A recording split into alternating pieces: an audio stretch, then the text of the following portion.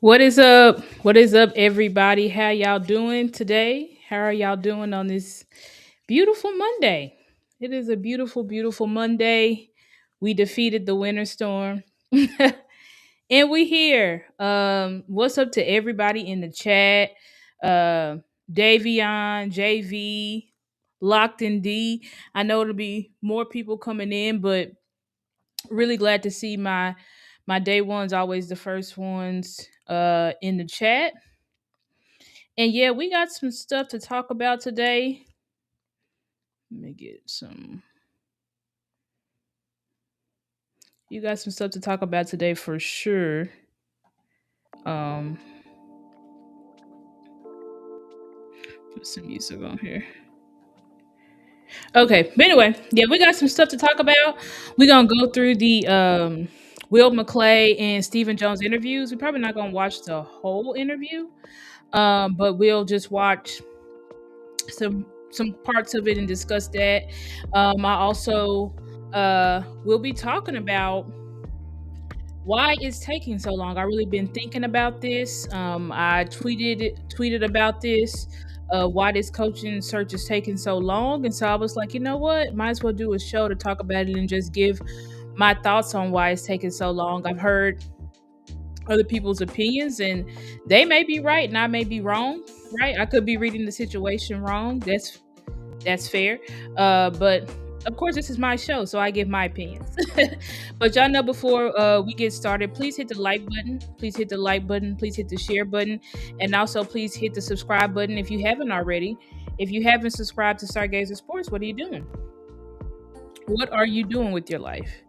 So, yeah, just help me out. And out here looking crazy. Anyway, but yeah, just help me out, guys, with the subs. I really appreciate y'all. I think as of today, this will be the first show where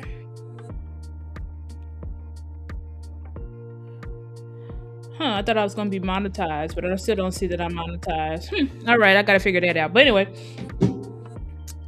I'm not monetized yet, so donate to the Cash App, as you can see that there on the screen, $ Stargazer Sports. Please donate to my Cash App. Every penny helps the show grow, upgrade my sound, upgrade my just overall aesthetic and stuff like that. So, and y'all's money also helps me, like if I travel for a specific Cowboys event or whatever, like you guys' money or your guys' money really helps me. So thank y'all so much for y'all's support, and make sure you're hitting that like button. What's up to Lou? What's up to my guy Lou, one of the best Cowboys content creators in the space? Y'all know what to do. Go hit him up and hit him with a subscription if you haven't already. I think he's been doing some great stuff. Put out 2 videos recently covering Senior Bowl candidates, and I am going to do a show about Senior Bowl candidates because I watched the Senior Bowl too, and just the practices and stuff like that, and some names are sticking out to me, like this will be a Cowboy. So I do want to go over those, but I'm not going to do that today because I could just make another show. You know what I'm saying? But anyway, let me see. Uh, what's up, Mike? Glad to see you. Glad to see you. Uh, Also, Intelligent Savage, smash the like button. Exactly, smash that like button. But thank you, everybody here in the chat. Really, really appreciate you being here. And all right, well, yeah, let's go ahead and get into the content. Let me pull up these interviews.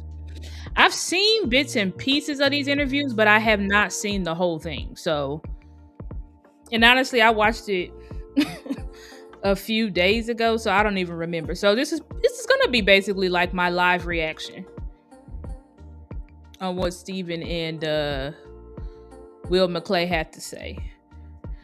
Who interview y'all want to start off with? Do y'all want to start off with Steven interview or Will McClay interview? Put in the chat. Do you want to start off with Steven interview or do you want to start off with Will McClay interview? So I can know which one to pull up first. I think it's here. Let's see.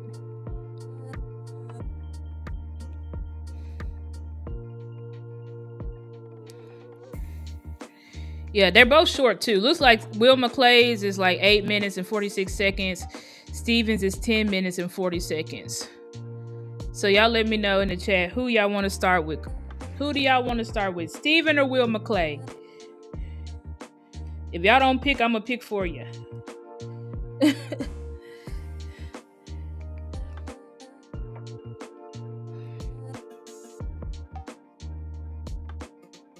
Oh, all right. Will McClay. D. White says Will McClay. JV says Stephen Jones. Okay, we need some more votes. Right now we're split. He says Stephen Jones. Will McClay. Steven. Okay, looks like Steven got 2 votes. Let's see if some more votes come in. If no votes come in the next 30 seconds, we'll be starting with Steven.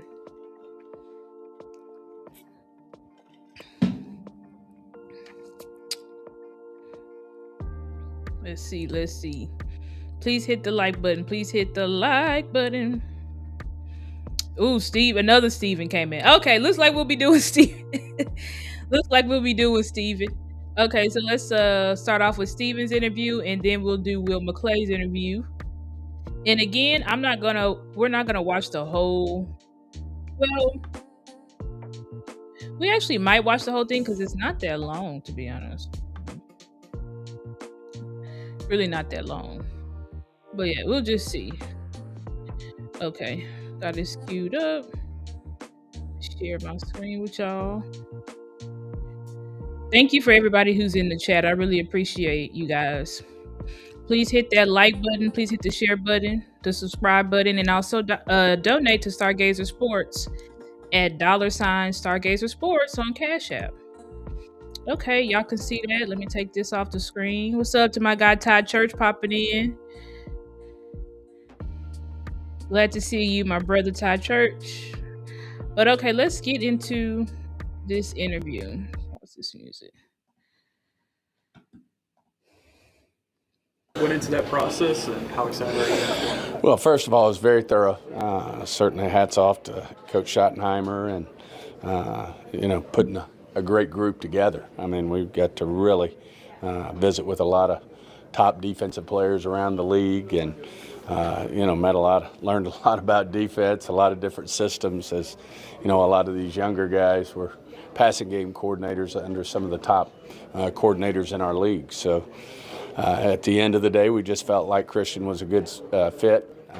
As I said, there were a lot of qualified guys that could have done a great job, but Christian really made the most sense for us, what we're wanting to do, what he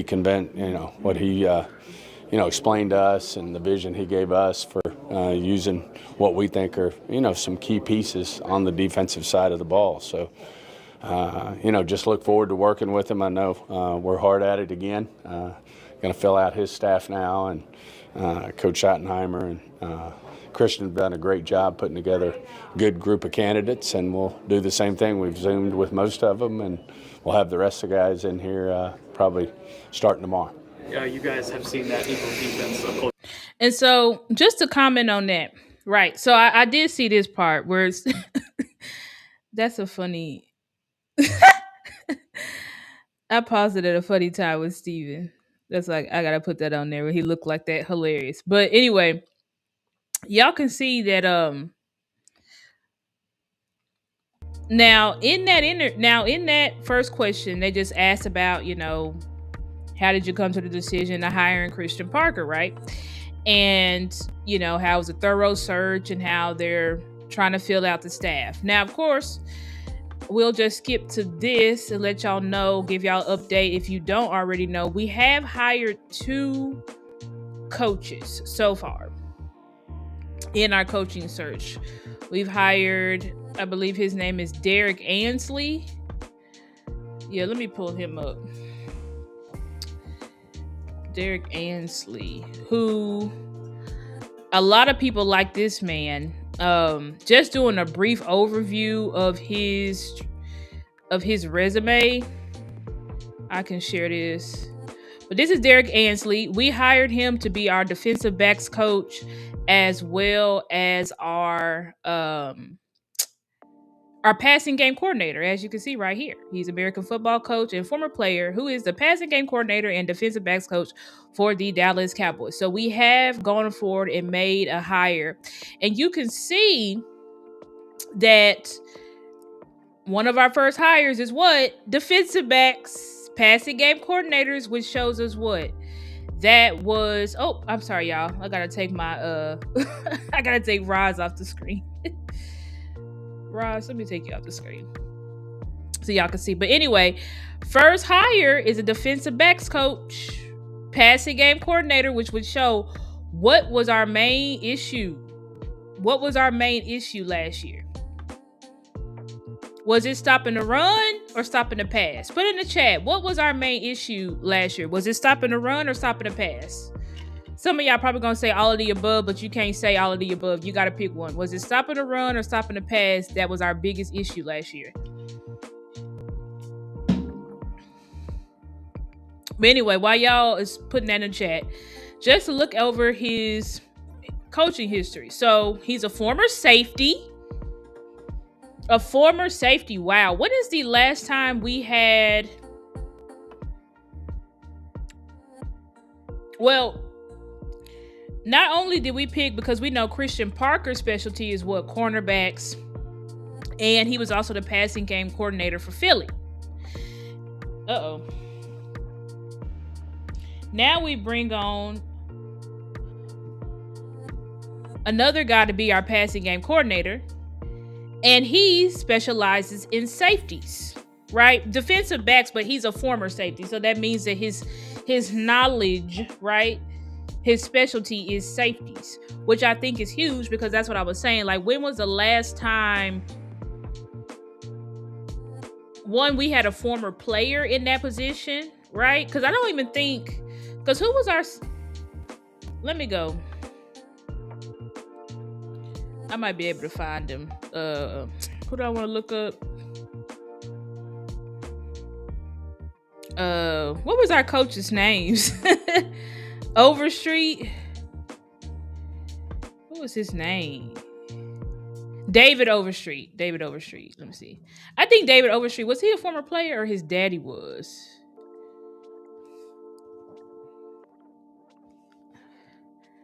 David Overstreet the second. Let me see if he'll pop up.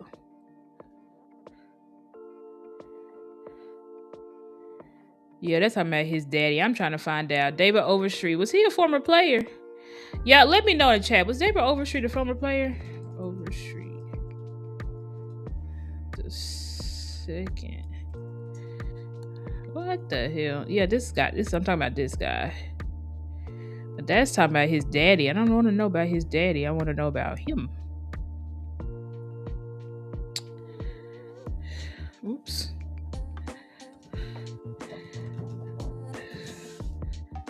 Let me see.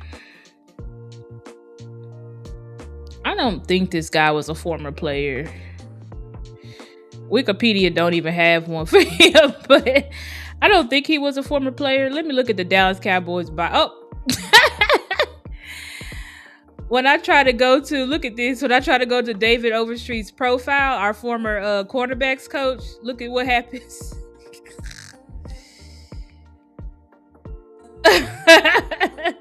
The page you are trying to reach cannot be found. He got fired.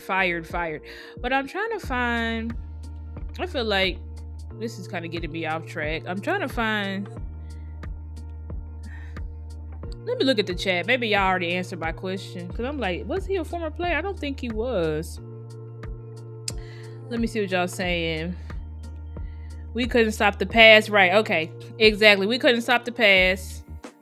Everybody smash that like button. It says David Overstreet was the worst coach. He ain't teach nothing. Absolutely nothing. Exactly. We could not stop the pass. All right. And I don't think he was a former coach. A former player. So I don't think he is. I'm not about to delve down the rabbit hole trying to find it. I don't think he was. But anyway, yeah, all of those coaches came over with Eberflus, which was a complete fucking disaster. So Overstreet, I think the other one was Andre Curtis. And I don't think Andre Curtis was a former coach either. Not a former coach, a former player. So I think that it's important that we made our passing game coordinator somebody who specializes in safeties, because everybody knows our safeties have been pretty subpar. Okay, looks like Andre Curtis was a former player, but this guy was a linebacker. Interesting. He never even coached linebackers when he was in the league. This is what I'm saying, like former linebacker coaching safeties and cornerbacks. Well, that probably explains why he don't know what the he is doing. Like, I swear we was just hiring anybody. I know he came with Flus, but still, like, just hiring anybody. But anyway, let's go back to the interview. But I'm just pointing out, I think it's very important that, and it gives us a clue on what they think is the issue, because you hired your defensive coordinator who is specializes in cornerbacks. Then you hired your passing game coordinator that specializes in safeties. And then you also hired this guy, Ryan Smith, who is a former defensive backs coach. Is this him right here? Let me look up Ryan Smith. Actually, did I even finish going? Y'all, sorry, I feel like my brain is all over the place. I wanted to go back and look at Derrick Ansley. Yeah, let me go back and look at him first of all. just to look at his resume. Because I'm like, I haven't even looked at his resume. I'm just like jumping all over the place. So that's okay. Y'all can follow me, hopefully. But anyway, he's a former safety. Looks like he was in Alabama with Coach Saban. I think he won a championship. Yeah, so he won 2 championships with Alabama. So I always think it's huge. If you come from a top college program, right, and you're sitting under a legendary coach like Nick Saban, that's always going to be a plus, right? So this guy looks like he was a defensive backs coach for Tennessee, defensive back coach for University of Kentucky, defensive back coach for Alabama. Then he was a defensive back coach for the Oakland Raiders. Then he was an actual defensive coordinator. This is why it's really huge. He is a defensive coordinator for Tennessee, right? Then he worked under Staley, which we know Staley is a Vic Fangio disciple. So then he worked under Staley as a defensive back coach, and he was also Staley's defensive coordinator.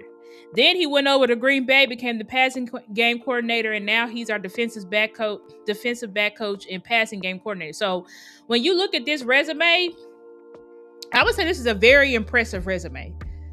When you got a former D coordinator as just an assistant, as a position coach, I feel like that's huge, and I feel like that's a smart move for Schotty, because you picked this young hotshot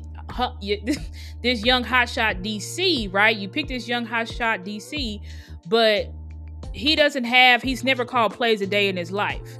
So it's good to give him that extra,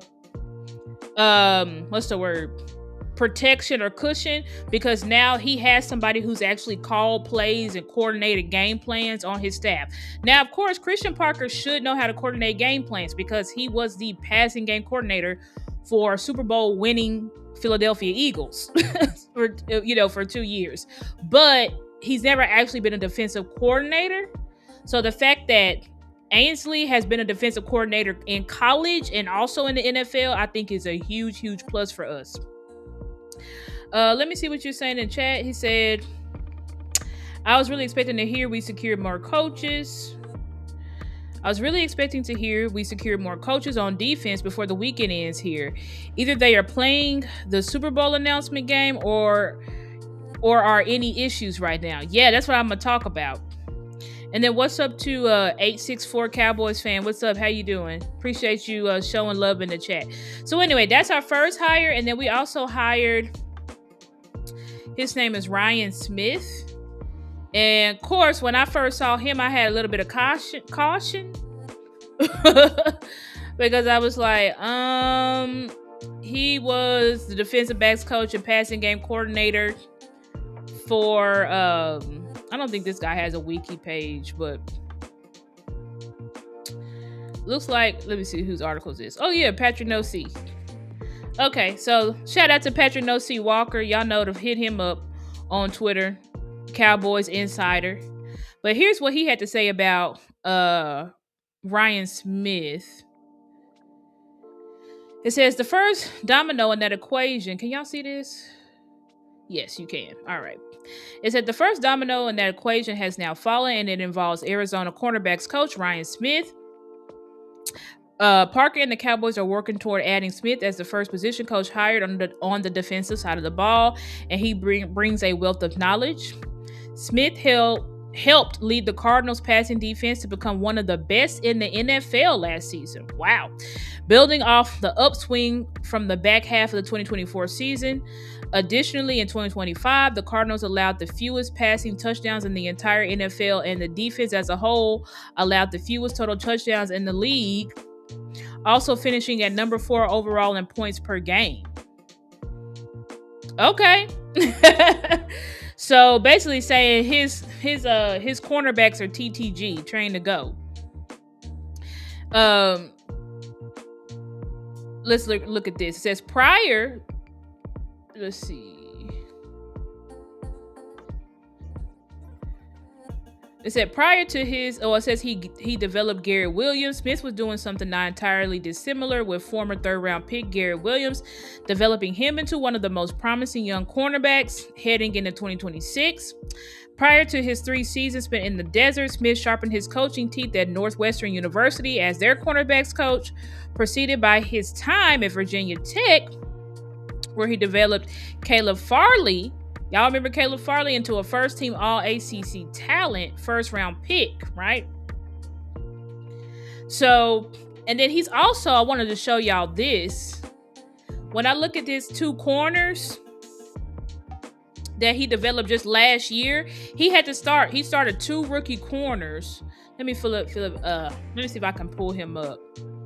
Who were the 2 corners? It was the guy from Michigan. I can't remember his name right now. Let me see. Cardinals 2025 roster.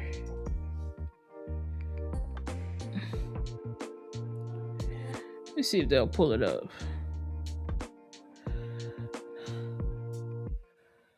Trying to see if Denzel Burke, that's one. Right? So he coached Denzel Burke, who was a rookie last year, and also my guy from Michigan, Will Johnson. Yup, Will Johnson. So when we look at their stats, Denzel Burke,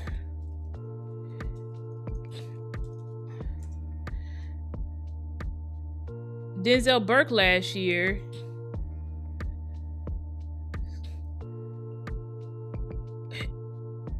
to me, he's very impressive. Able to pull out, he's played 17 games, started 8, 11 pass defense, 2 tackles for loss. Do y'all know when I went through and looked at, this is a rookie, y'all, by the way, Denzel Burke. Now let's go through and look what our best how many passes our best corner had last year in Deron Bland, because Deron Bland was our best corner. If we look at Deron Bland pass deflections last year, 6. Year before that, 5. Deron Bland has not had double-digit pass deflections since his All-Pro, first-team All-Pro year in 15. And then if we look at Trayvon's pass deflections, what was his pass deflections last year? None. Absolutely none. 0. Goose egg. Right? So these rookie corners that Ryan Smith coached up had more pass deflections than your best corners as rookies. So what does that show us? Ryan Smith is a what? Teacher, talent developer. Because he had to start 2 rookies and had them both playing at a high level. Let's see here. And then this is Will Johnson. Will Johnson got hurt, so he only played 12 games. But what did he have? He didn't have any interceptions, but even he, in only 12 games, had 10 pass deflections, 2 tackles for loss. You understand what I'm saying? So I do strongly feel like we got us 2 good. Actually, scratch that. We got us 2 great hires, I believe, in Derrick Ansley and also Ryan Smith.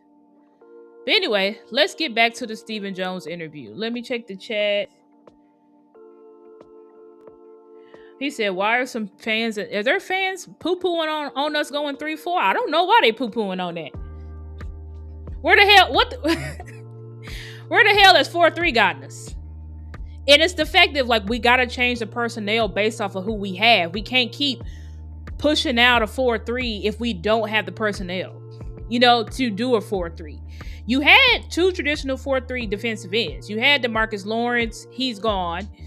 Going to win a Super Bowl this weekend. Then you had, rest in peace, to Marshawn Nealon. Then you had Sam Williams, but we're likely not re-signing Sam Williams. So you don't have any true 4-3 defensive ends on your roster, right? But you do have 3-4 defensive ends. right? You have big, nasty nose tackle, and you have linebackers. So when you look at your roster, you got to match what you got.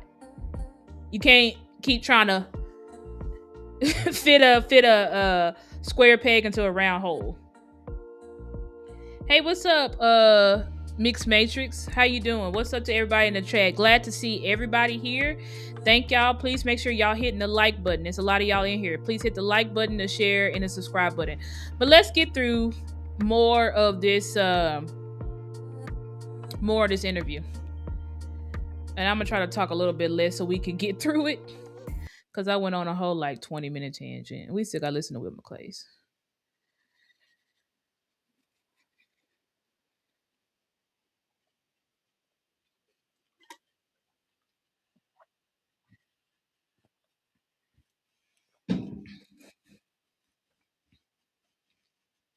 Y'all cannot hear this. I'm sitting here listening to it. Y'all can't. Y'all can't hear. Oh gosh. Okay, now okay. Can y'all see this now? Yeah. Okay. Sorry, y'all. Let me. Down there in Philly, but at the same Christian Parker and a long time. How much of the defense up close and personal, of course, the last couple? starting tomorrow.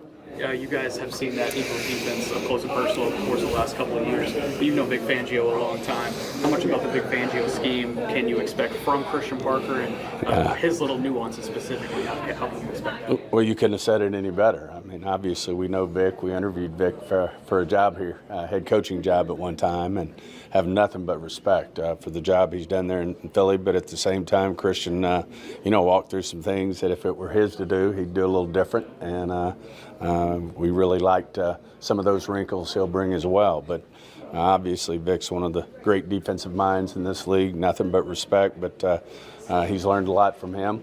Learned a lot from other coordinators that he's worked under, and just feel like he's going to do a great job for us. You mentioned the larger pool of candidates this time around. What was it that set Christian apart or kind of made him a little bit different from some of the other guys in a good way that made you say, okay, this is our guy? I think, obviously start with Coach Schottenheimer has a vision for, the type of, defense he wanted to have that complement what we do on offense. And, at the end of the day, it was Christian's vision, not only for the type of defense he wants to play, in terms of the personality it's going to have and, the type of culture he wants to create over on that side of the ball, but also, the wrinkles that he could bring that really would fit the pieces that we have in place. You had talked about earlier how. So I want to pause that. Two things important in what Steven just said. Number one, he said there will be wrinkles. There will be wrinkles. So if you're thinking that this is going to be copy and paste Vic Fangio scheme, it is not. And yes, we know Vic Fangio was one of the greatest defensive minds in the NFL, created the cover six or the modern version of the cover six coverage, which is what a lot of teams use nowadays because it gives you the opportunity to have your secondary, playing different coverages on the side of the field, on different sides of the field. But he said he will be adding wrinkles. A wrinkle that I think Christian Parker will be adding is more focus on takeaways.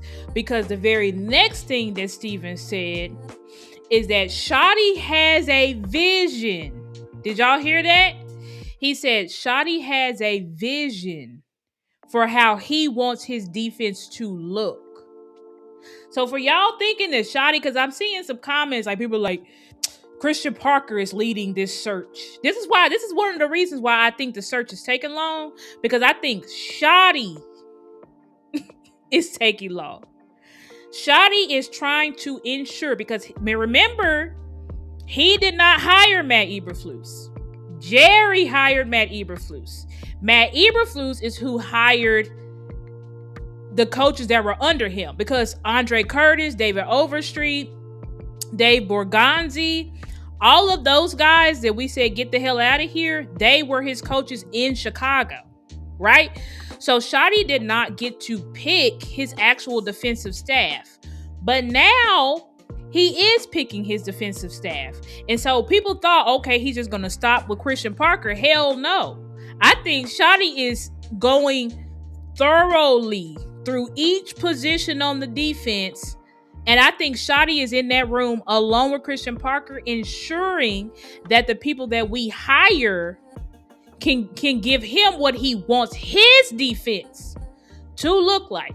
Let me just replay that because so that y'all know I'm not tripping. Steven said Schotty has a vision of what he wants his defense to look like.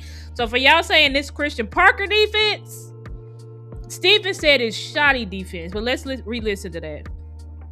You know, the type of culture he wants to create, not only for the type of defense he wants, the type of defense he wanted to have. Obviously, you start with Coach Schottenheimer has a vision for the type of defense he wanted to have. That vision for the type of defense he wanted. Good way that made you say, okay, this is our guy?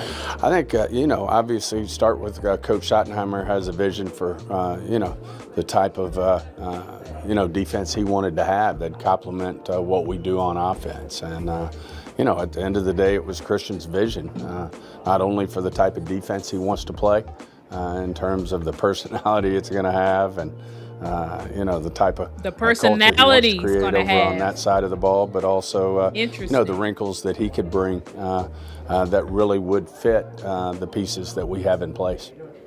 So, hearing that back, he said, starts off with Schotty, who has the vision for the defense that he wanted to have. And then when you see that what Schotty's vision was, Christian's vision was. Then Christian sold them when he said personality, but look how Steven laughs and grins when he says personality. See, y'all got to pay attention. Pay attention. Let me go back to that we're on that side of the ball, but defense he wants to play in terms of the personality it's going to have. And y'all see that? He said in terms of the personality that it's going to have, like, that looks like somebody who's excited. What y'all think? Let me know in the chat. The type play. In terms of the personality it's going to have and for the type of defense he wants to play, in terms of the personality it's going to have. And like Steven, Steven looked like he looking like it's going to be good. So basically, Steven is like, Christian Parker walked in that hole. Not only did he present to them, not only did his vision match Schotty's vision, or what Schotty wants the defense to look like, which we know Schotty wants the defense to get takeaways. That's why I think that's going to be the wrinkle, because in the Vic Fangio scheme, it's more about coverage. It's not so much about takeaways. But I showed y'all, go back and look at this show. Let me see if I still got the graphic. Yes, I do. I think this is it. Go back and look at this show. Because I go through an article with Tommy Yarish, and we go through how Christian Parker, when he was with the Broncos, they were getting interceptions. He had the interceptions leader in Justin Simmons who was a free safety for the Broncos, right? Justin Simmons led the league once under Christian Parker, and I think he was like tied for second or third under Christian Parker. Then he also, under his tutelage, the Denver had the most interceptions they ever had under Christian Parker in 15. Yes, you heard that right. Under Christian Parker's tutelage, Denver had the most interceptions they have ever had under him. So this is why I believe that that his wrinkles is going to be interceptions, right? It's going to be more aggressive, more attack. Because remember, Schotty said, I want to attack. I want to be more aggressive, right? Want to play complementary football, but my defense, I want to get takeaways. He said one of the biggest issues with our defense last year is that we did not get takeaways. And Schotty wants that to be a personality of his defense. So when he talks about the personality that they're going to have, I think with Christian Parker, not only takeaways, but I also just think it's going to be a different level of physicality. I think Christian Parker believes in a different level of physicality, and he's going to be able to coach that, because what I also noticed, about Christian Parker's defense or Christian Parker's defensive backs. They not only get takeaways, they also get double-digit interceptions. They also get double-digit pass deflections, and they usually have a high number of tackles. So that means Christian Parker's cornerbacks not only can get the ball, they also are sticky as hell, and they're physical as hell. And I think that is the whole personality and the wrinkles that Christian Parker is going to bring to this defense that maybe you hadn't necessarily seen when he was strictly under Vic Fangio. And then, in the Broncos, he had a new defensive coordinator every year once Vic Fangio left. But let me look at y'all's comments. And I want to say shout out to Icy. Said, I never watched your show before, but I always see you with Boss. Much love. Thank you for your support. He said, don't mess with what Shotty trying to do. That's facts. I think Shotty trying to get this right. Lead Commander said, Jerry is still peeping through the keepholes. Stay tuned. Lead Commander, aren't you a Commanders fan? You be at why you always in the Cowboys chats? That's my question.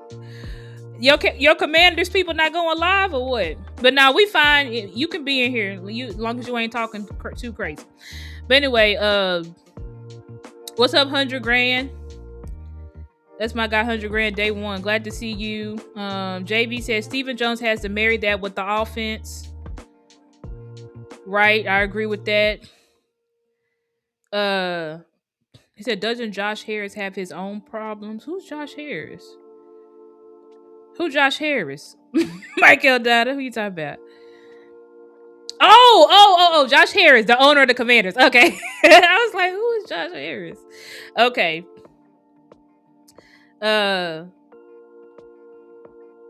Said he was in CFT chat earlier. Yeah, he be in everybody's chat.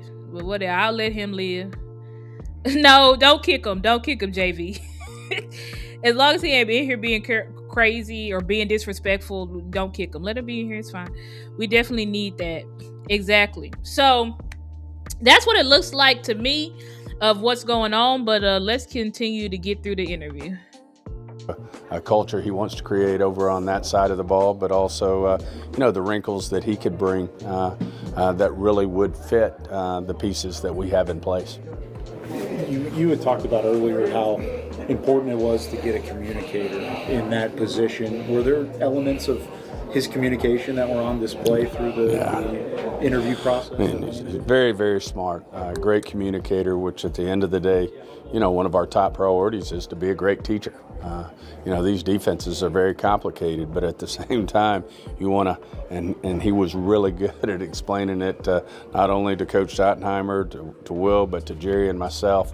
But you want to make complicated things seem easy so the players can use their athletic ability, play fast, do the things you want them to do, have the identity you want them to have on that side of the ball. And he was just outstanding. He's obviously very, very bright, and I think he's going to be an outstanding teacher. Obviously, his track record speaks for itself. Some of the players he's developed, and Surtain, Quinnen up there in DeJean in Philly. He's done a great job developing players. We certainly need that in our back end. And then, love his thoughts on the front seven as well. So, and the ways that he's going to get pressure. I mean, we certainly need to do all the above. What are the types of coaches you're looking for? So, this we may not get time to do the Will McClays because this Steven interview was so much. It's only 10 minutes, but he said a mouthful there. Exactly. Everybody like and shares. A lot of y'all. Please help me. Thank you, JV. He said, Stargazer, I'm in all football chats. Okay. But anyway, what was I going to say? But Steven said a lot there. Okay? Because he said when he asked about, he said, y'all talking about y'all had communication issues. And Steven's like, pfft. Basically, he said not only was he able to explain it to us, but how he was able to explain it, break it down to Shotty, break it down to us. Then how he broke down the fronts as well, because that's a thing that everybody was concerned, or you should have been concerned about, because they're like, okay, you're a secondary coach. Do you know anything about the front end? He said, I'm retired, enjoy football talk. Okay, that's fine. I don't have no problem. Like I said, as long as you're not acting crazy, I welcome fans from all sport who are fans of all sports franchises or whatever. So I'm happy. I'm glad to have everybody in here, as long as you're not being crazy in the chat, because then my guys will shoot you. But anyway, but even when Steven is talking about that, he's saying that he had knowledge of the back end, but then he just said that his ability to teach and communicate, and him being a teacher, right? He said the main focus for us. I keep pausing Steven at the wrong times. Steven's breathing, exactly. I had to turn off the captions because it was like breathing heavy, snorting. But anyway, through Steven's what he's saying is being a teacher was the emphasis. And if y'all go and watch my video, I did a video called CP's Trophies, where I go through all of the players that he developed, because, you know, he mentioned Surtain, you mentioned Quinion Mitchell, you mentioned who else? Cooper DeJean. But he's developed other people, guys. A lot. So I want y'all to check out that video too. Please go check that video out, where on the thumbnail it says CP's Trophies, because I go through all the players that he developed, and there's more, you know what I'm saying, but I just went through the players that Tommy Yarish broke down. But anyway, let's keep going. To fill out the rest of the staff, if you had a vision in what you wanted in a DC, what would that be for the rest of the staff? Oh, I think it's same thing. I mean, you want to start with great teachers. I mean, these young guys want to play fast. They want to come in here. They want to learn. You want to give them a chance to be very successful. And I think it all starts with how you communicate and how you teach. Jerry and yourself have talked about opportunities to make some big moves this offseason. How do you see that potentially manifesting in free agency and your overall, I guess, strategy going into 2026 offseason? Yeah, I mean, obviously there's guys that we want to keep from last year, whether it's a George Pickens, whether it's a Javonte. Those are all guys that play into, you know, the free agency picture. At the same time, obviously we've got work to do on the defensive side of the ball. So between free agency, between the draft, there's a lot of resources there that we can use to make our defense better. And George Pickens, how confident are you guys that you'll be able to get a long-term deal? Yeah, we won't get into any details right now. Certainly, we want George to be back here in Dallas, and we'll certainly go from there. Will was talking about kind of marrying the free agency portion of this first, so you can go into the draft looking for best players available. Just as you started to look over the pool, how strong do you feel this free agency group is, and do you feel like it is strong enough to where you can make kind of a multitude of additions like you did last year to set yourselves up for this draft? Really, yeah, I mean, obviously that's where we've had our most success, is really trying to go through our list of needs and trying to fill those in free agency, and then that allows us to cut and shoot when it gets to the draft and get the best player available. So that's certainly our goals. Will's done a great job with his staff, whether it's the pro side or the college side, of really looking at where the strengths and weaknesses are of the free agency class as well as the draft. I know it's early in the offseason, but have you guys had... So I want to pause that. So they did ask Steven about like what are they looking for in these assistant coaches, and he said teachers. That's what they are looking for the most. Teachers, and teachers. Because clearly, you know what that says to me? Why they're focusing so much on teachers and communication is because the last guys were not teachers and the last guys could not communicate. Simple as that. Because they were having communication issues. They had communication issues from week 1 to week 18. That is unacceptable.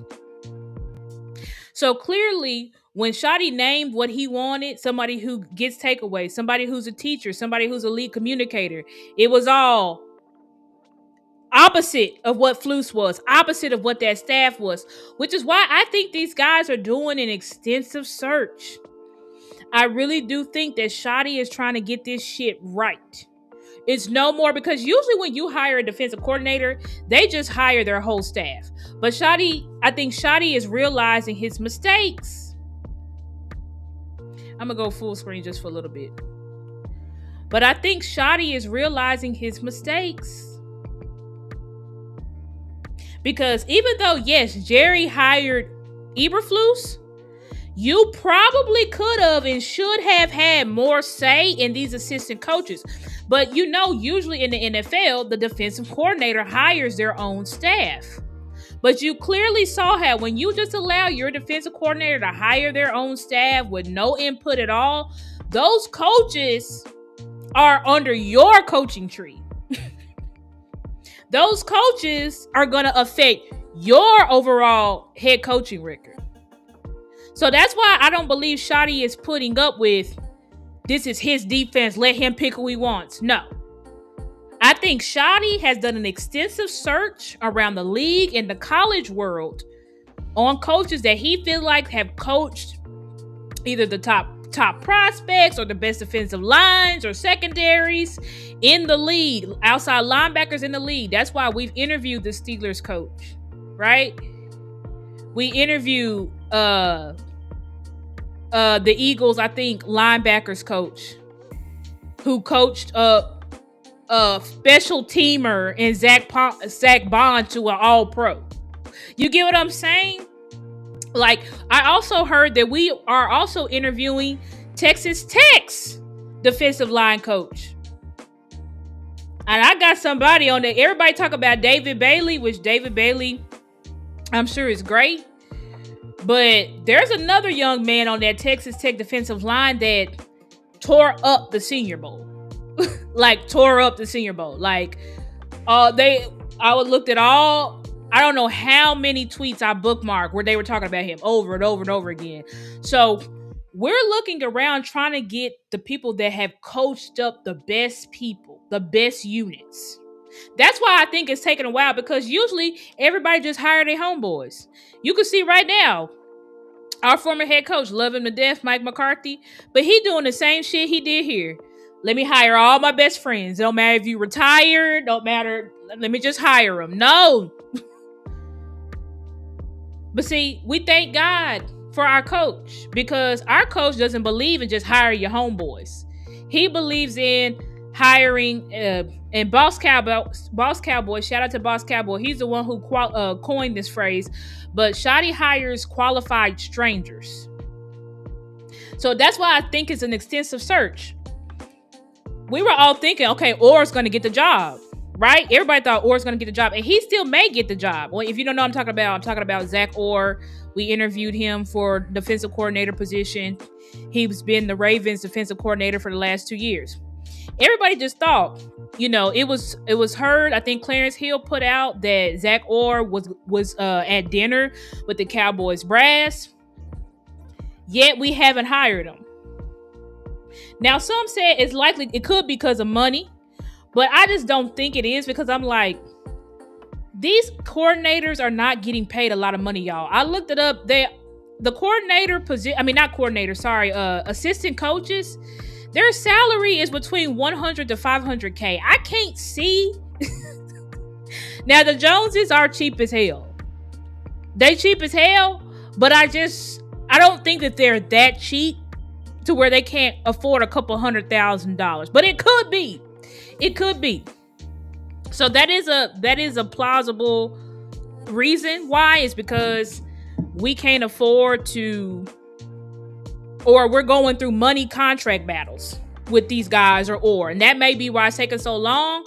But I think that it's honestly, I think they probably sat down with Orr and they probably said, you know what, we really like him, but there's some other guys that we like to interview. Which means that Orr just didn't blow it out of the park for them enough for them to just say, we're picking you. It does feel like the Cowboys have moved from this state of, we're just gonna do the status quo, and we're actually going to focus on hiring the best coaches. Not our friends, not who have former ties to us or former ties to our DCs or OCs, that we're just going to go out and pick the best candidates available. But the only way we're going to pick the best candidates available is to get a wide pool of candidates. So that's what I think is happening. That's what I think is taking a long time. Now, I got to put this up on the screen. because anytime Stephen Jones say something that pisses me off, this is what I put on the screen. So I put Roz on the screen because y'all see how he didn't want to answer questions about George Pickens' contract? He don't want to get into it. But we're going to keep listening. We're going to hear him say they already talked to Javonte Williams' team. But then I got something to say about that. So let me get back on this screen. And let me look at the comments. See what y'all say in the comments. Is he still fit? Yeah, that's another thing. Thank you guys. See, I look at the comments. What he talked about, first of all, I don't know who asked that question. Talking about, you know how last year y'all were able to do everything you needed to do in free agency. It's like, what they did was trash in free agency. Be fucking for real. Outside of Dante Fowler, who I think we should bring back, I think we should bring Dante Fowler back. I know he looked like he fell off a cliff, but I really think it's because of Matt Eberflus. Everybody looked terrible under Matt Eberflus. But in Dante Fowler, shout out to Lou, he pointed out that Dante Fowler had his best years in a 3-4 defense. So I'm definitely for bringing Dante Fowler back. But anyway, when he talked about free agency, that report, it pissed me off because I'm like,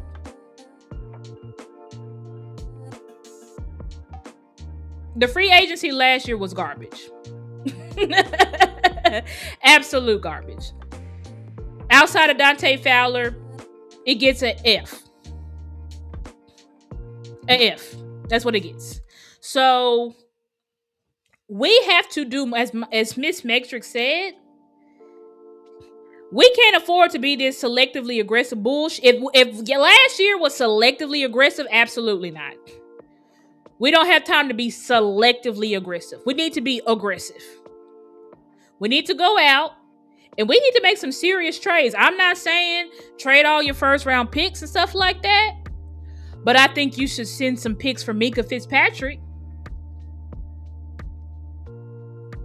Because I'm seeing people online talking about we should keep this guy.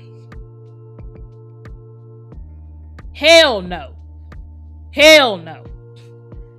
Malik Hooker has not been good in years. Donovan Wilson hasn't been good in years. Please be fucking for real. Malik Hooker, he's just there. Is he? And what? I almost just said out of my mouth. He hasn't been as big of a liability as Donovan Wilson, but that's a lie. Malik Hooker was a major liability this year in pass coverage as well.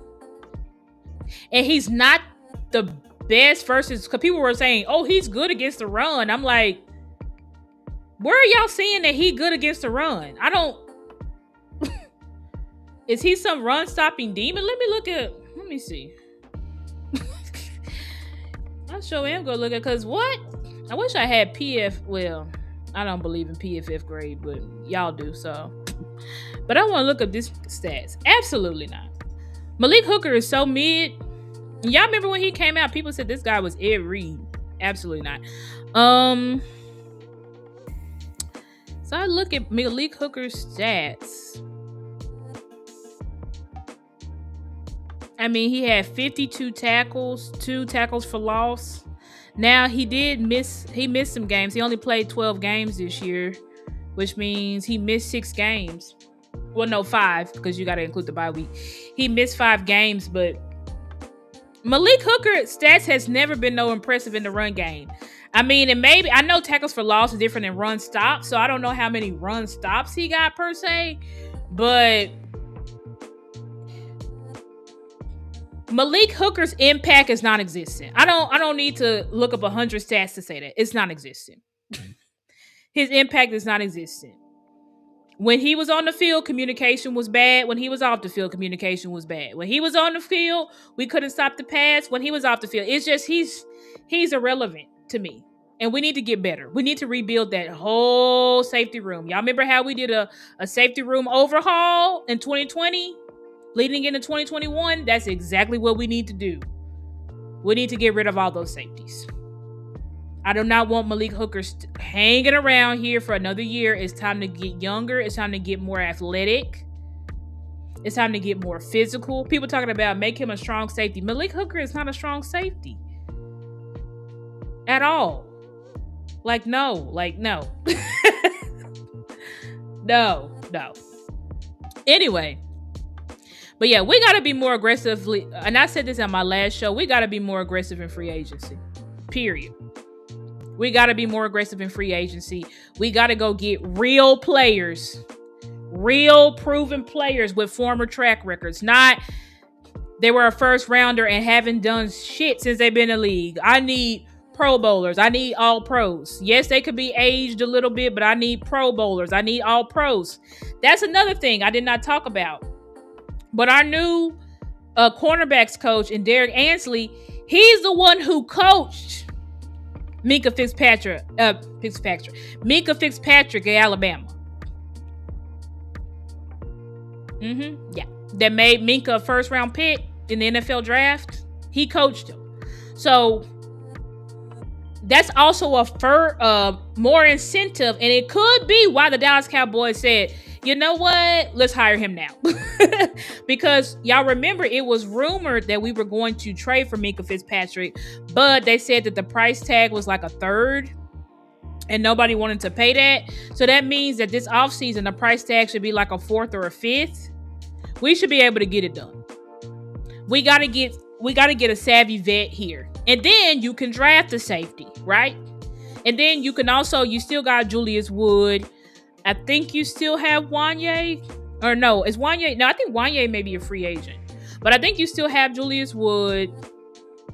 I'm trying to see. I think you may still have Marquise Bell and guys that you can work with. But I think we definitely need to rebuild our safety room from the top up. We got to rebuild it. But anyway, let me see what y'all said in the chat. He said they should be aggressive, right? Says Shotty got a first-hand look at what didn't work. Exactly. That's exactly right. It says Shotty didn't hire Flus. How was he making any decisions? No, he didn't make any decisions. That's my point. He didn't make any decisions. But I'm saying with the assistant staff, I think Shotty could have been more involved, but it's just a status quo in the NFL that you usually let your defensive coordinator hire their staff. Or in Dallas, that's how it's been. I can't say that's a status quo, but in Dallas, we usually just let the defensive coordinator hire all his staff. You know, whoever he wants, that's who he hires. But in this process, we're not doing that. We're not just hiring best friends. We've interviewed some people that are close to Christian Parker, but we have not hired any one of them yet. The people, I think it was like Ronell Williams, and it was somebody else that Christian Parker has worked with. We have not hired those guys yet. He said, are all the head coaching jobs filled? Yes, they are. Kubiak, who's the OC for the Seahawks, of course, he can't be hired until after the Super Bowl, but he's going to be the Raiders head coach. And then, I think it's Mike LaFleur, who is the Rams OC. He'll be the head coach of the Cardinals. So yeah, all the positions have been picked up. Right. We getting coaches with player ties. Yep. Exactly. Player ties, because they're clearly, it's probably players that we're trying to zero in free agency, or we're trying to zero in on in the draft. So look carefully when we fill out the rest of this staff, look carefully. But I actually like the fact that Steven said we'll have it wrapped up. Oh, I haven't even played that part. Let me finish getting through this interview. And I swear I'm going to get to y'all's comments. Had any chances to talk with representation of Javonte or Pickens or Jadeveon yet? We've certainly visited with Javonte. Hadn't had those visits. A lot of those happen at the combine. Obviously, we're still, got some time before free agency starts, and not able to talk to those guys until free agency starts, but we're always visiting with representatives about our players. What's kind of the approach of fixing the defensive side of the ball this offseason? Well, it starts with what we just did, with hiring our defensive coordinator and come up with what type of players we want to be successful in the scheme that he gave us a vision that would utilize the pieces that we already have in place. And then ultimately we'll need a vision for, where we need to improve. And, that's where it starts. But it'll start by having a really strong coaching staff, which we're off to a great start with Christian and off to a great start with the candidates that we've been visiting with. And then the next steps will be to obviously improve through free agency and the draft. How have those conversations gone with Christian about the type of players that you might be looking for in the draft and through free agency so far? What are those types of players? Well, obviously we're just getting started. And Christian just took the job. The focus right now has been on filling out his staff. We'd like to have that staff in place, and then we'll be having intense meetings with the type of players that we want to have to fill out what it would take to fulfill his vision in terms of the type of defense that we're going to play and where we're short as we stand today. How soon are you hoping to have that staff finalized? The goal would be by the weekend if we could. Could it linger? It could, but we've had a lot of great visits, and we've got a lot of guys who are going to be coming in, who've made the next step that we want to bring them in here and get on the board with them. And Coach Schottenheimer and Christian get in there and see what we can do with it, and hopefully find a lot of good coaches here. And from what you've learned up to this point in your conversations with Christian, when you get to training camp in September and all the things are starting to come together, what are some of the things that you'll want to hear or describe this defense as kind of X, Y, and Z? Well, let's start with our... Let me pause it there. And I made some of y'all mods, so... And as more y'all, if I see y'all in the chat more and y'all holding it down, then I'll add you as a mod for sure in due time. But let me hide that. But anyway, what I wanted to say is that I like the fact that Steven said that we were going to be done. He said, we'll be done by the weekend. The weekend passed. It's Monday. We still not done. I like that because it shows what Steven is not in control of this hiring process. Steven is not in control. Shotty is in control. Christian Parker is in control. But Steven is not controlling this process because usually they would have this shit wrapped up by now, right? Remember last year, we had all the staff wrapped up by the Senior Bowl. The Senior Bowl has come and gone. We still don't have the staff wrapped up. I love that. Now, hopefully, we should have everybody wrapped up by the Combine. But, yeah, we going I think probably we'll have it. We should have the names finalized by this week, for sure. I do remember this, JV. He said, remember they lost Tashard Choice to the University of Texas. Yeah, I do remember they lost. It was actually, Tashard was making $700K because I just did some research on that this morning. Tashard was making a $700K with Texas, which is like really high for an assistant coach. And then when we tried to get Tashard because we matched it, we were like, we could pay you that. Texas then matched it. And said, Texas then gave him a raise of $800,000. And the Cowboys was like, all right, we out. And everybody thought, he's going to stay in Texas. Then he goes to the Lions for less money.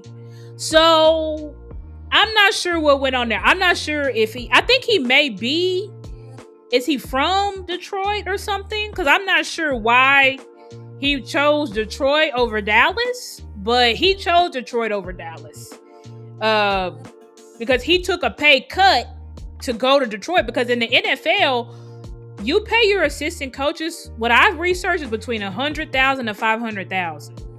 It could probably be a little bit more. I'm sure there are probably some long tenured position coaches that are probably like, we're paying like $600,000 maybe, but you're not really getting paid above that in the NFL. But I do remember that, JB. I'm glad you pointed that out. Said hopefully they sign GP because they playing. Yeah. Williams could have been signed already if he had an agent. So Williams had an agent, and then guess what the fuck I found out today? I found out today that where he at? Bruh, look at this shit. Hold on, let me share this tab. Can y'all see this? Here you go, yeah. Then I find out today, it said Dallas Cowboys have held preliminary extension discussions with soon-to-be free agent RB Javonte Williams. These discussions have been paused as Williams is in the process of hiring a new agent. Keyword, a new agent. I said, oh God. When I saw that, look at what my tweet says. I said, what does my tweet say? I said, hiring a new agent before negotiations is never a good sign. He's probably about to sign on with athletes first. Yup. And we're going to continue to monitor this situation. But do not be surprised if we hear in the next couple of days that Javonte has signed on with athletes first with David Muguleta as his agent.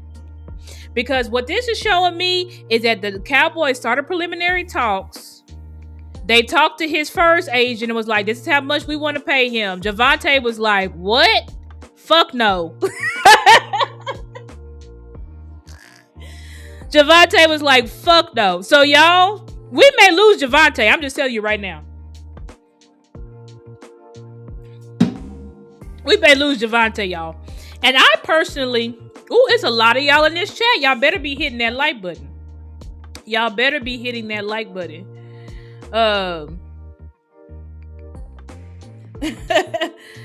When you met him, it's all right, Mike.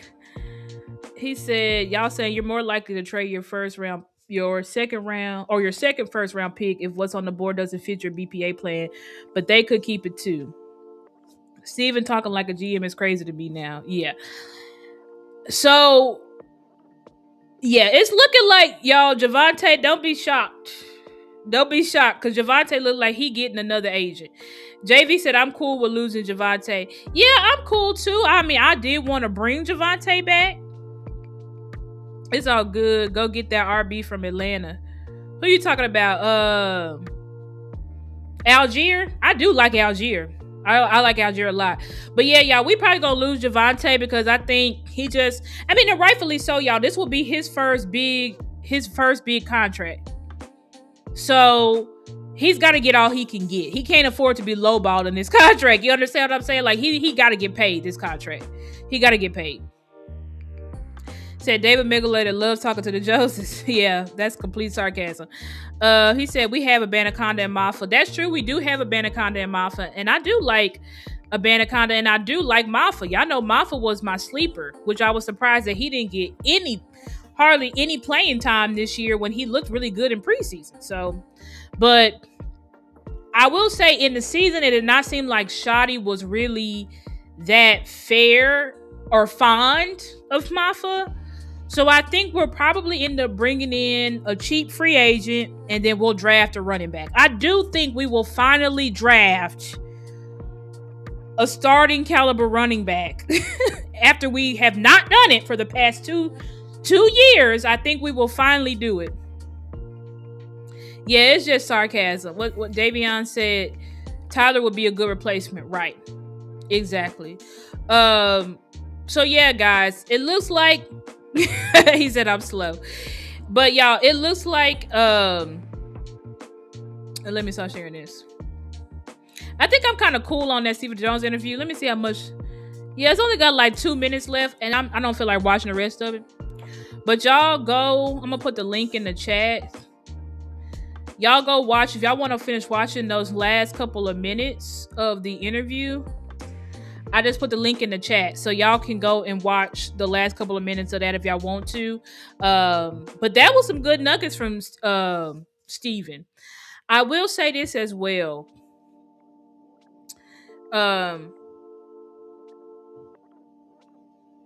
What is going to tell us He says starting caliber in the 4th round or later. Yes, because this is a deep running back class. I think this running back class is just like, well, what I've heard. Let me not lie and act like I've done an extensive research.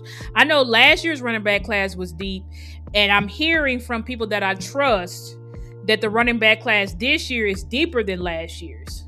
So I do think you can get a starting caliber running back in the 4th round. I mean, you look at Kyle Monungai, what he's done for the Bears. I think he was like a 7th round pick. I feel like we could have used, I think Maffa is a starting caliber. Even though we got him in the 7th round, I think Maffa is a starting caliber running back. Because, I mean, he played for Clemson, was a starting running back, and was averaging over 100-yard games until he got hurt. We just didn't give, and he looked the best in preseason. We just gave Maffa a fake injury. I don't know why we did that, but we gave him a fake injury. He said, I feel like the draft is going to be DB heavy. Yeah. But the Cowboys, we got to remember too, they are so BPA. That's why we do need to fill a lot of these holes before we go into the draft. Because the Cowboys, regardless if holes is filled or not, they draft BPA. So y'all remember that draft that we swore, that was the Micah draft that we wanted to get. It was either Surtain or Horn. We got wiped out of both, traded down, and then got Micah. So I definitely think that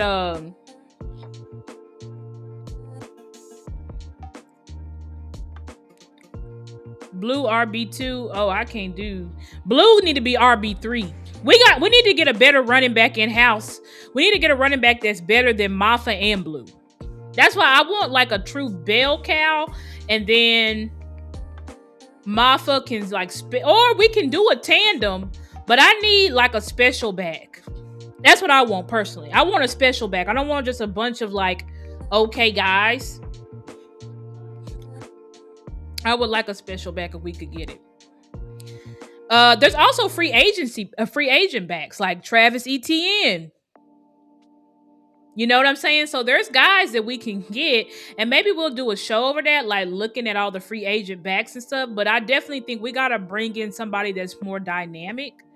Reason why I would be okay with Javonte leaving is because as good as Javonte Williams is, his special power is how physical he is. He's a power back, right?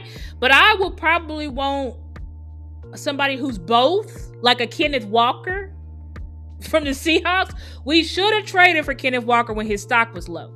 Kenneth Walker was falling off a cliff. Now he's going off.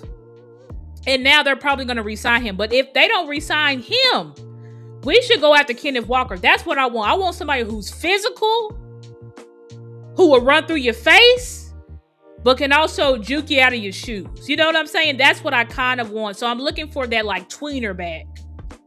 If we could find someone who's both, yeah, I'm both. You know what I'm saying? We could find somebody who's both. That'd be great. So Blue should challenge Turpin. I agree. We probably need to move on from Turpin, to be honest. We're not gonna move on because he's a Pro Bowler, but I would move on. He said, what prospects did the Cowboys meet with? Haven't heard who they met with at the Senior Bowl. I do know they said at the Shrine Bowl they met with every prospect from A&M. I think I heard that, but I'm not sure Memphis. I'm sure there's lists and stuff out, and we'll probably do another show over that, like free agents, Senior Bowl. Like I said, I'm gonna for sure do one over the Senior Bowl, Shrine Bowl standouts and stuff. He said, who would I want at RB1, either in free agency or draft? I have to look into this draft class deep. Haven't, but I'm starting. But I will get your answer on that. Free agency, I know two names that I threw out there, Travis Etienne and Kenneth Walker, I definitely would be interested in.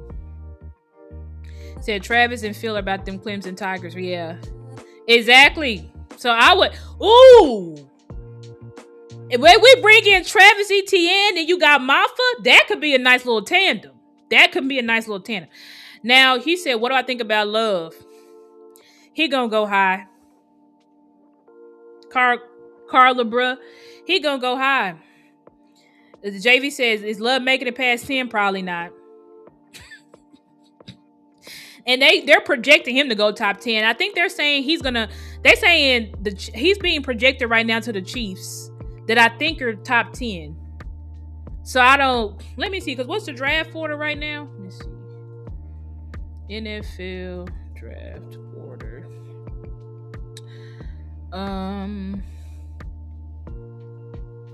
Looks like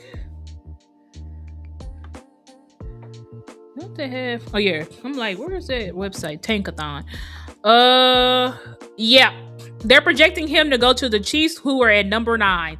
So I do not expect Love to be there. To JV's point, he could fall. He could, but would you take Love? I don't think you can afford to take Love at 12. And if you don't take Love at 12, you're not going to get Love at all, in my opinion. Yeah, Chiefs are 9. Said Turpin looked better when special teams was under Fossil. That's true, Miss Matrix. But Turpin just runs blind to me. And when I say run blind, it be like, Turpin, like, why are you? It feels like sometimes he's intentionally running in the blocks. I just feel like Turpin has not had a kick or punt return for a touchdown since preseason before we first got him. I think maybe no, that's not true. He did have that one. Was it the Commanders game? Okay, he did have one last year. But that was in a game that didn't fucking matter. But I do hear you, Miss Matrix. It could be pop, but guess what?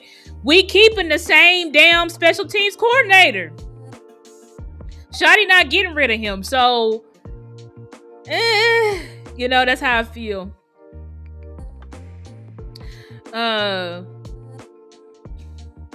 This person still believes, says the coaching search is taking long because of the pay that is being offered by the Cowboys. There are people that believe that. Coach Marv was just talking to me about that. I don't think it's the pay only. The pay could be a part of the reason, but I don't think that that's the main reason. I don't. I think they're doing an extensive search because these coaches are just cheap. I mean, these assistant coaches are cheap. Like you're talking about $100,000 to $500,000.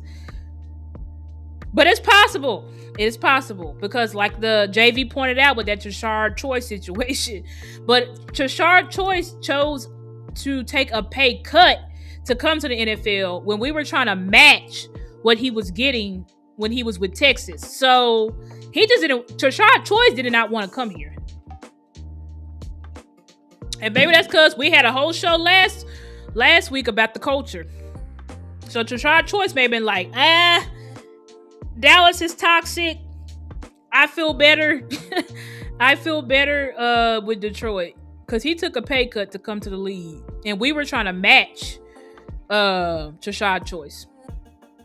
But anyway, y'all, let's look at Blue does fumble a lot. Let's look at the Will McClay. I'm trying to see, is there anything special in this Will McClay interview? We'll watch a little bit of the Will McClay. We ain't gonna watch all of it, but we'll watch some of it. Let me get it queued up. Let me get it queued up.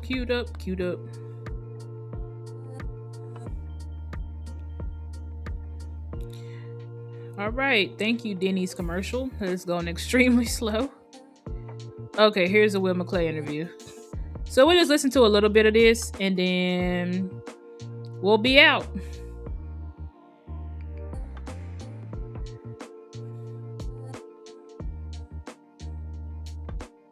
Defensive coordinator hire with Christian Parker. What kind of level of conversation have you had with him already in terms of what players maybe he looks for, types of mold in terms of players that you want to add to this defense? Yeah, we've had general conversations to begin with, but he wants good players and he wants smart players, which every coach does. We'll get down to the nitty-gritty once they get the rest of the staff together, but we talked about our roster. He has a vision for the guys that we have, so it's off to a good start right now.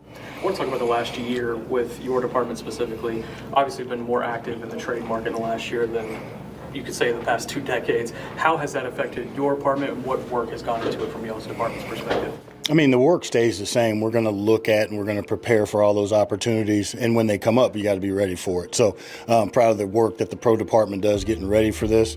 And then, whenever Jerry says we want to move and what we want to look at, we want to be prepared for that. So, and we're going to try and improve our team. And so we'll see where that takes us in the trade and free agent market and the draft and everything else. The 2 first-round picks, how much of a luxury is that just on the surface? I just, having the opportunity to improve your team with 2 first-round picks, I think it's going to be huge. We'll look at the talent here and depending upon where it goes, but having the opportunity and the flexibility with that is good as we try and rebuild the team and add stuff to it. Yeah, and Stephen had said in the season end press conference, unless there's a CD Lamb sitting there in the first round, you would think that 2 defensive picks would be used on those 2 picks. The defensive class is obviously pretty strong this year. What do you have to say about the defensive class overall? Again, we're just getting into it and knowing them. I think there is some strength in this draft. Is it top level, mid level? We'll still decide that, but there is some talent, and there's guys that we want to add to the team. And with the first couple of first round picks, you don't ever want to say it's got to be a defensive guy. We're going to make our board for the best player available, but there'll be some options there, I'm sure. In those meetings when Christian Parker's name came up initially, what were some of the things that stuck out to you that made him the right person for the job across the board? Number one, everybody you talk to, nobody said anything negative about him. That was number one. Then when we got the chance to meet and talk to him, it's wise beyond his years, number one.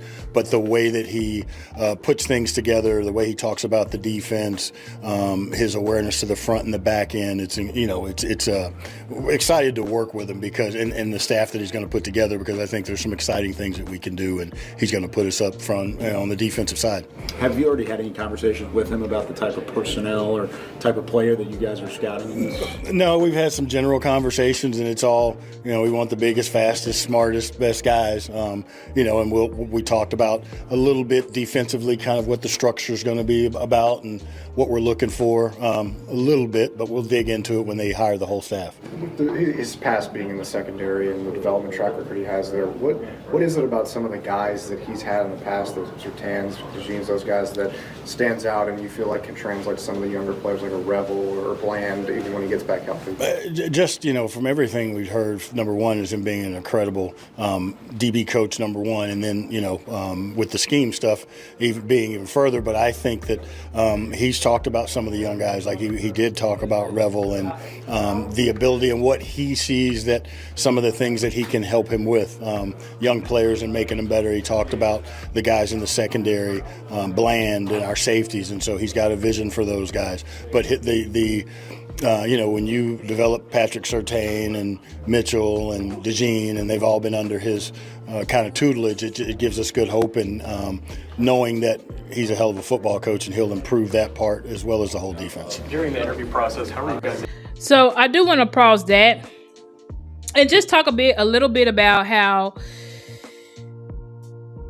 it sounds like Christian Parker also won the job, because he gave them a vision for how he could help develop the players that are currently on the roster. And you could see that bad or good. The bad side is Christian Parker is saying, we don't need to do anything. I can work with this roster. You know what I'm saying? We don't have to do anything too drastic because the roster is already good, when we know that is a lie. So I'm hoping that's not what he did, but on the good side is every organization needs their draft picks to be developed in order to sustain competitive teams, right? And also sprinkles of free agents, but you cannot think that you're going to build your whole team through the free agency and be shitty in the draft and it's going to work out for you, right? It's not. There's no way to have a longevity or these windows with a bunch of old aging players. You see, lead commander was in here, a Commanders fan, and one of the issues with the Commanders right now is your team is old as fuck. Like your team, Bobby Wagner, the cornerback, your safeties, your defensive line, like everybody is old. So you pretty much have you got to rebuild that whole thing. And so that's why you do have to focus on developing your draft pick so that you can actually have youth, right? Because you see somebody like the Seattle Seahawks that's in the Super Bowl, and you look at all of their secondary draft picks. All the Super Bowl, the Seahawks, almost their entire secondary is draft picks, second year, third year players, for some fourth year players, but a lot of guys still on their rookie contracts. So you need player, and it seems like they're bringing in coaches that can maximize young talent. Ryan Smith maximizes young talent. Derrick Ansley maximizes young talent. Christian Parker maximizes young talent. And we really need somebody to help us out with Revel. Because I'm going to be honest, last year when I was looking at Revel, and I'm going to go on full screen just for a little bit. But last year when I was looking at Revel, I was not getting confidence from him at all. Like usually a rookie corner, you're like, okay, they're going to have their ups and downs, but there should be some flash. I didn't see flash from Revel, but I think it's because his ass shouldn't have been out there. His ass should have never been out there. Under any circumstances should Revel have played last year. It was clear he was hurt the whole year. So if we have a coach coming in and says, I can develop Revel, I can develop Kalen Carson, because we did see flash from Kalen Carson. I did a whole video that went viral on Kalen Carson. I still believe in Kalen Carson. I'm not throwing Kalen Carson away. So we can develop Kalen Carson. Now, when you get into Bland, I don't know how much more development Bland is going to do. I think Bland is going to be Bland. I think Bland needs to get healthy.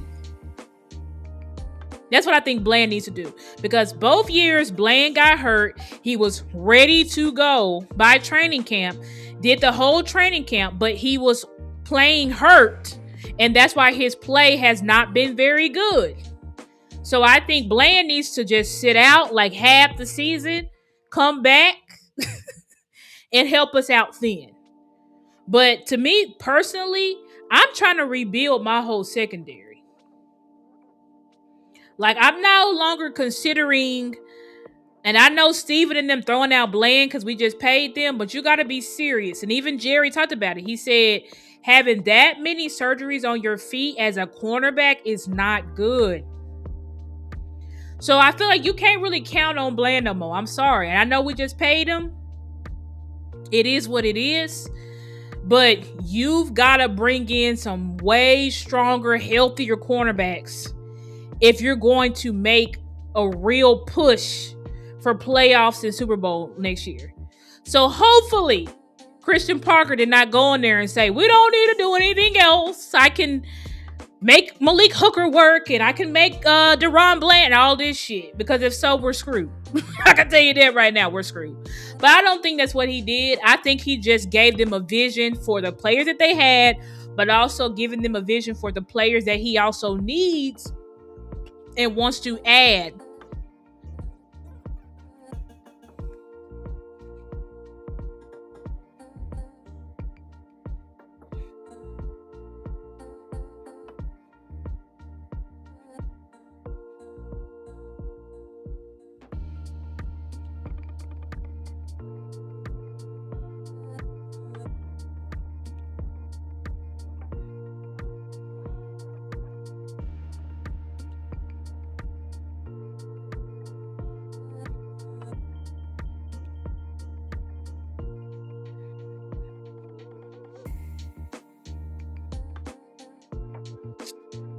I'm sorry, y'all. Once again, playing the video, you don't have any audio. Whoops. Okay. because we've got some good guys. Now we talked a lot about the defensive side of the ball. Obviously, a side y'all want to improve. Where on offense do y'all think you can improve this year as well? I think that we can. You've always got to have depth. I mean, at the end of the day, you got to have depth. That team that we had last year, that team's not. We're not promised to have those guys back. So we're always looking to improve the offensive side. I know Shotty's got a vision. We've got some depth there. We've got some guys there, but you're never one player away, and something could happen to one, and you got to have another one. So that's why we're looking at the draft and in totality on offense and defensive players. A third of the league is overturning either head coaches or coordinators at a super high rate, and it feels like this time last year we were talking about your extension. How much is continuity across the board from Schottenheimer in the front office to you helping this team press and build off of what they did in 2025? I think that there's alignment and there's vision, and as long as all of the connected pieces are connected, we have an opportunity to continue to grow and do good things. I just think that the alignment helps us all say things, hear things, and look for things the same way. We're all in the same accord, and so that's exciting about it. And as we're building this with this new staff, we know as a collective group, we knew what we were looking for. We found that, and now we're excited to get the rest of the staff together. How has Coach Schottenheimer evolved now going into year 2 as the head coach, and kind of the growth that you've seen from your position? I think the first year gave him an opportunity to see a bunch of what happened there, and and being able to deal with those. But his growth as not only being a play caller of a really good offense, but the command he has over the team, the respect he has, just seeing him grow in that way. And like when he's putting together the staff, he talked about the things that he wanted. He went out to find those, and that was very, very impressive. What did he just say? Y'all see what I was talking about in that fur when we was watching Stephen Jones? And I said what? I said, I feel like this is shoddy. Shoddy is delaying this process. I don't think this is about money. I think this is about finding the right guys. I think money could be a possibility for some of these candidates, possibly, or maybe.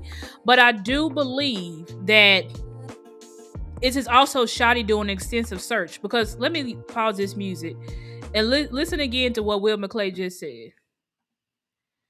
Agency kind of And he went out that way, and like when he's putting together the staff, he talked about the things that he wanted. He went out to find those, and that was very, very impressive. He talked about the things that he wanted. He went out to find those, and that was very, very impressive. He talked about the things that he wanted. He went out to find those, and that was very, very impressive. So he said Shoddy is the one who talked about what he wanted in the staff, and then he went out to find those. Very, very impressive. See, this is Shoddy's way, y'all. That's what I'm trying to get us to realize as fans. Shoddy's way is not this quick buddy bullshit. That's not how Shoddy does things. So I want y'all to know, anytime you see a quick decision made, like we saw Matt Eberflus was just hired out of nowhere, that's not Shoddy. That's how we can start as fans to look and to know, is this front office or is it Shoddy? Is it front office or is it Shoddy? Front office or Shoddy? Because Shoddy don't do stuff fast. He likes it nice and slow, baby. Shoddy likes it to be given to him nice and slow. Not too fast. Not too fast. You know what I'm saying? Y'all know what I'm talking about. Ladies, I know y'all for sure know what we're talking about. Sometimes there's times you do want to be rammed, but we usually want it nice and slow, and then you rev it up to being rammed. You understand what I'm saying? So it's like Shoddy, that's not how he is. He's very nice and slow and methodical. So anytime we see just a decision being made quickly, that's not Shoddy. It's not. The only decision that Shoddy made quickly was getting Matt Eberflus the fuck out of here. Getting Matt Eberflus the fuck out of here. That's the only decision that Shoddy made quickly. But let's keep listening. free agency kind of looming as well. I know a lot of the focus now is on the draft with these kinds of events, but what do you feel like? Where are some of the areas you feel like you can look to there to sort of supplement yourself and position yourself for a draft where you have 2 first-round picks? I think what we've always talked about is, filling the holes in free agency when you can and drafting the best players. So, we'll go through the free agency period. There's some good players out there. We'll have to figure out from a cap standpoint and all that stuff. But there are some good players out there, and we want to address it, but we want to address it the right way with the right kind of guys. And once we get the full staff together, and we'll get a lot of experience from different places that will give us input on players that they've coached before, coached against. So it just adds. What did he That will say? give us get the full staff together, and we'll get a lot of experience from different places that will give us input on players that they've coached before, coached against. So it just adds to it, and we'll find the right guys. Players that they've coached before, coached against. So it just adds to it, and we'll find the right guys if we're able to do some things in free agency. So what did we just say? Somebody had that comment that said, let me see if I can find it. And Davion, you said Delane would be your pick. I think our new secondary coach, Ryan Smith, I think he coached him. This goes into what Will McClay just said. When we're picking these coaches because they're able to give us on players that we're trying to target in the draft, target in the free agency. Somebody said that. I'm sorry, I can't. Let me see if I can find the comment. If I can't find it. But I can't find it. It's been so much comments. But anyway, but somebody in the chat said that we're targeting coaches that have connections to players. Absolutely. We are targeting coaches. So every coach that we get, we need to say, we need to go, we're going to do a show. Once we fill out our staff, we are going to go through and find the free agents or the potential draft picks that they're targeting, which will give us some insight to the players that the Cowboys are targeting. So keep that in mind. So we already hired 2 coaches, but once we fill out the whole staff, I think we should go through and see who are the college prospects, who are the free agents that these guys are linked to, because that's likely where we're headed or who we're going to be trying to target. Like I already said, we went in and got Minka's college coach and Derrick Ansley. That likely means that we're going to go after Minka. It's not guaranteed, but I'm just saying if you read the clues, you can know kind of what's happening. Right, we're getting coaches with player ties. Exactly, Mike. We're getting coaches with players ties. He said Downs will fall to us. If Downs falls to us, I do believe he will be the pick for sure. If he falls to us, I have seen him being mocked to us a couple times. I've seen him being mocked to us. I see Sonny Styles being mocked to us. I've also seen the corners like Jermod McCoy from Tennessee be mocked to us. Mansour Delane could be mocked to us because we just got his coach. We just got his coach, Ryan Smith. So that's why we have to keep our eyes out, and it will give us clues to who could be our targets. But Will McClay did say in his interview as well that they still got to wait till they get the whole staff to know like what players that we're actually going to target. But they do know that Christian wants very smart players, right? Which Caleb Downs is looked at as could be one of the faces of your franchise type player. That's how he is seen as a prospect. And we have not had a Pro Bowl safety. I don't remember the last time the Dallas Cowboys had a Pro Bowl or All Pro safety. If we get Caleb Downs and Minka Fitzpatrick, let me put myself on full screen. But if we get Caleb Downs and Minka Fitzpatrick, like that, that would be one of the best secondaries in the NFL. You could literally go from one of the worst now we still got to get the corners, but you could literally go from one of the worst secondaries in the NFL to one of the best overnight. Like it is possible, y'all. It is possible. Um, yep. Look, that's why I love when Ty's in here because he knows. Since Roy Williams, that's the last time we had a Pro Bowl All Pro safety, y'all. Since Roy Williams, we never had one during Jason Garrett era. Never had one through Mike McCarthy era. Will we get one through Shotty era? We pray so. Shotty did get him his Pro Bowl All Pro DTs, which we didn't have through Mike McCarthy or Jason Garrett. Did he not?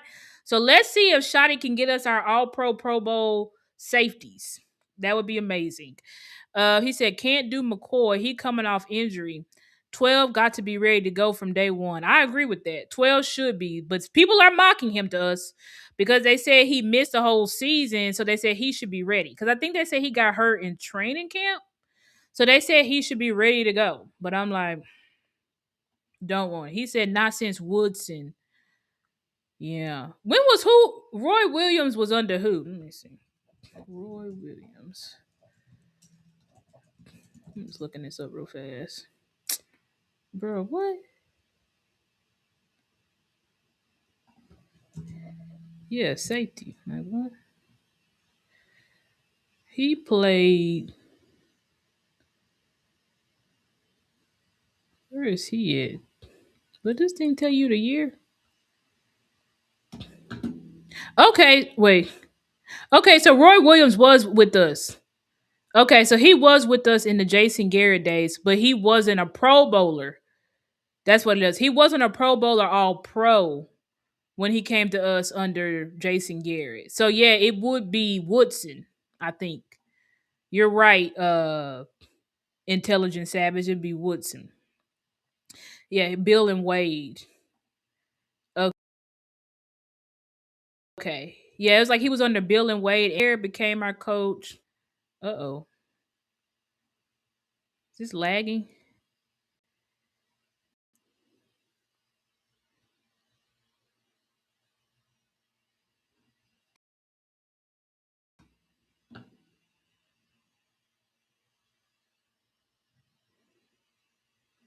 Can y'all hear me?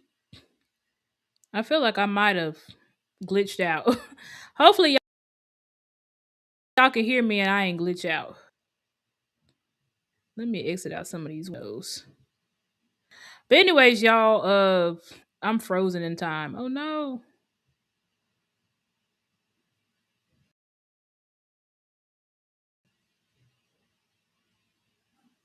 Okay, it looks like I'm back. Hopefully I'm back.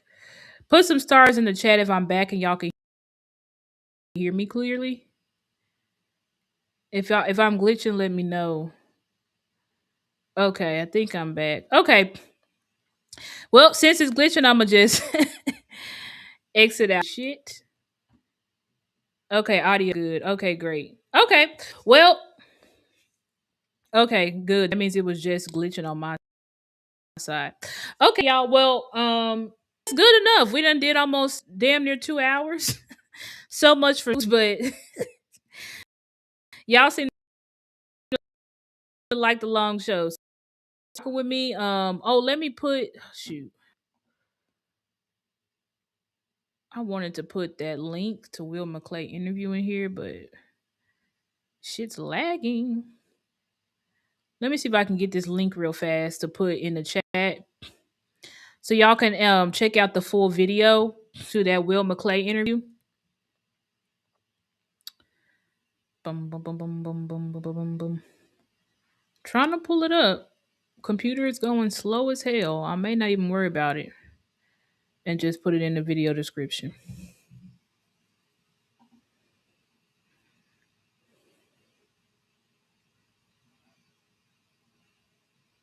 Let's see. Okay, here, got it. Copy link here. Chat. Here. Okay, I just posted the link to the Will McClay interview, so y'all can check that out. Um,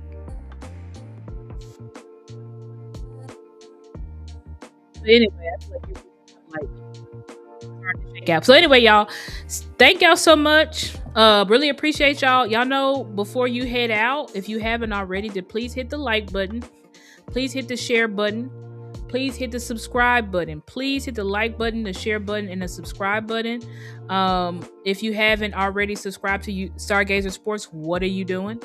And please stay and please donate to my Cash App, as you see there on the screen, which is $Stargazer Sports. Please donate to my Cash App and stay for the outro video so that you can see my social media accounts. But yeah, thank you guys so much, and see you guys soon. In perspective, she has 2 3-pointers tonight. She had made 4 total for the season coming into tonight.